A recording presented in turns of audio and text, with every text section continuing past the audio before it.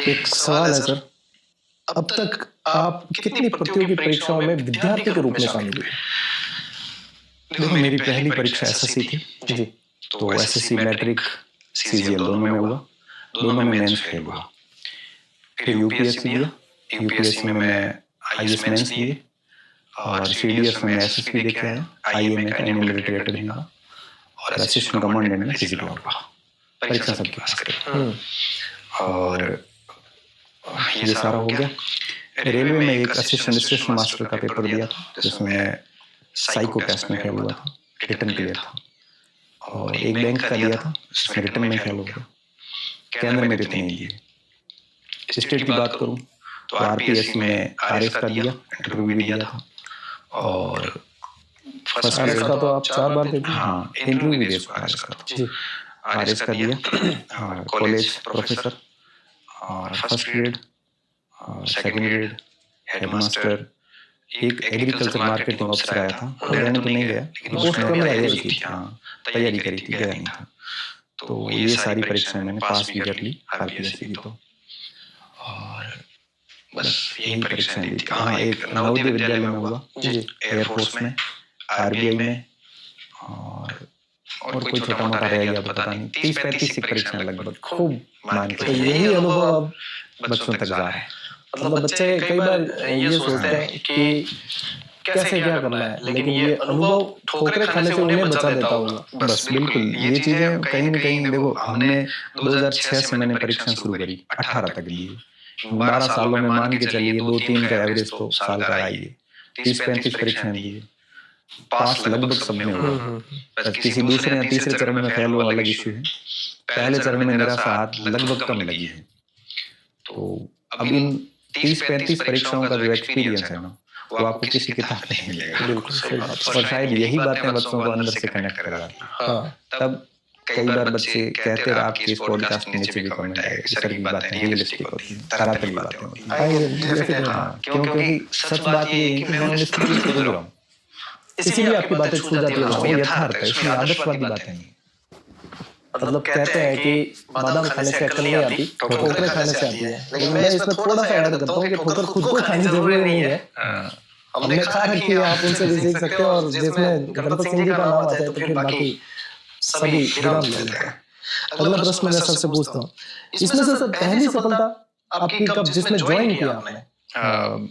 ये आप यूँ समझ लीजिए कि काफी चीजें हैं। 9 में कर लिया था, जिसमें सैलरी आ गई आपकी? हाँ, आरबीआई में 9 में था। आरबीआई में? हाँ, फिर वो वहाँ से कुछ चीजें ऐसी हुई थी, वो फिर एलर्जेटिक दिक्कत वगैरह बहुत सारी चीजें थी, ह्यूमिडिटी, हम सूखे क्षेत्र के लोग थे। फिर बीएड भी चल रही थी तो वो करके। और यहाँ राजस्थान स्टेट एग्जाम में सेकंड ग्रेड में किया। सेकंड ग्रेड में पहली बार कब हुई है? 11 में परीक्षा दी थी, मार्च 12 में रिजल्ट आया और जनवरी 13 में ज्वाइन हुई। अच्छा, सेकंड ग्रेड में फेल हुआ था। अच्छा, 10 की वैकेंसी थी और कुछ पॉइंट्स से रह गया था। हालांकि इतनी तैयारी थी नहीं, सीरियस भी नहीं था, दोबारा दिया था, फिर उसमें हो गया था। और सेकंड ग्रेड के बाद में स्कूल लेक्चर, फिर एक बार स्कूल लेक्चर में फेल हुआ। पहली भर्ती में शायद 62-67 पोस्ट थी, उसमें फेल हुआ। फिर वापस अच्छे से दिया था तो फिर 13 रैंक से हो गया। अच्छा, फिर एचएम में हो गया था, ज्वाइन नहीं किया सेकंड ग्रेड क्योंकि सेकंड ज्वाइन नहीं किया उसमें।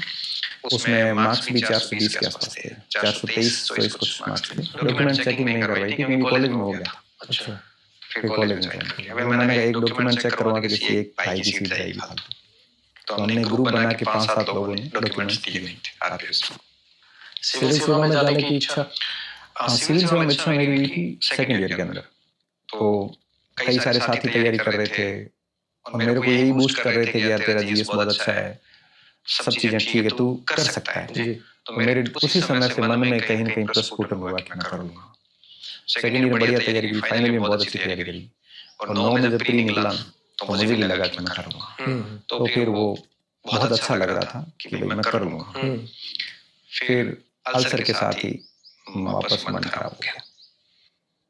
सेना में जाने का और इसमें जाने की मेरी बड़ी इच्छा थी। अच्छा, लेकिन वो कहते हैं ना कि जो हम सोचते हैं वो ही जरूरी नहीं है, लेकिन जो हुआ वो इतना बढ़िया होगा कि वो नियति ने आपके लिए सेट कर रखा है, वो आपको ज्यादा ऊंचाई देगा, ये तय बात है। बिल्कुल। फिर अब ठीक है, बैठे। ये आपने जिक्र किया सर ये अल्सर वाला, तो जैसे कि ये बीमारी के कारण क्या हो सकते, क्या कारण क्या है और लक्षण क्या है और क्या इलाज हो सकता है? हाँ, ये बीमारी क्या है? ये प्रश्न भी जरूरी है क्योंकि और कोई जैसे बच सके। क्योंकि इनिशियल स्टेज पे अगर ध्यान रखें तो बच जाता है व्यक्ति। देखिए मैं कारणों पे पहले बात करता हूँ। कारण अभी तक मेडिकल साइंस में इसके पता नहीं चले। और बीमारी कौन सी है? अब 3 प्रकार के कारण बताते हैं। कोई कहता है कि आप मांस मदिरा के कारण होती है, तो मेरी तो 7 पीढ़ी में कोई करता नहीं है, मैंने कभी देखा है सब कुछ। दूसरा कहते हैं टेंशन से होती है। टेंशन तो मैंने ली नहीं क्योंकि मैं तो कभी रोजगार ही नहीं रहा, घर में स्थितियां कभी खराब रही नहीं। और नॉर्मल चिंता होती है, वो सबको होती है और सबको हो जाती है, ऐसे होती है। तीसरा कहते हैं कि फैमिली हिस्ट्री रही होगी। अब मेरे पापा को रही नहीं, दादाजी को रही नहीं, उससे पहले अब रही है तो पता नहीं। और एक कारण बताते हैं ऑटो इम्यून डिजीज कि आपकी इम्यूनिटी आपकी सेल्स को शत्रु समझ के अटैक करती है। अच्छा। और बड़ी आंत के अंदर है वो घाव कर देती है। ये सबसे बड़ा कारण है। इस सब मेडिकल साइंस में यही कारण है। अब होता क्या है कि आपकी इम्यूनिटी जब उस बड़ी आंत को डैमेज करती है तो उसमें छाले हो जाते हैं। अच्छा। अल्सर कहते हैं। अब वो छाले क्या करते हैं, धीरे धीरे उसने शुरू होते हैं, फोड़ा बन जाता है। वो छाला अंदर हवा मिलती नहीं है तो सूखता नहीं है। फिर क्या होता है कि धीरे धीरे फोड़ा रिश्ते उसमें ब्लीडिंग होना शुरू हो जाती है और आंत की पहली परत कटनी शुरू हो जाती है। हमारी बॉडी में बड़ी आंत पानी पचाने वाली होती है, छोटी आंत खाना पचाती है। अब जैसे खाना पचा, खाना अंदर गया, बड़ी आंत जाने के बाद जैसे सामान्य लोग होते हैं ना, उनके अंदर जैसे वो मल अंदर जाएगा ना तो क्या है कि लिक्विड डाइजेस्ट हो जाता है और वो अच्छे से दिन में एक बार फ्रेश व्यक्ति हो जाता है। ये प्रोसेस 24-25 घंटे चलता है। अल्सर वाले व्यक्ति के साथ क्या होगा कि वो बड़ी आंत उस पानी को डाइजेस्ट नहीं कर पाएगी, वो मल लिक्विड फॉर्म में रहता है, आंतें पूरे दिन बचती रहेगी आपकी और पूरे दिन आप बाथरूम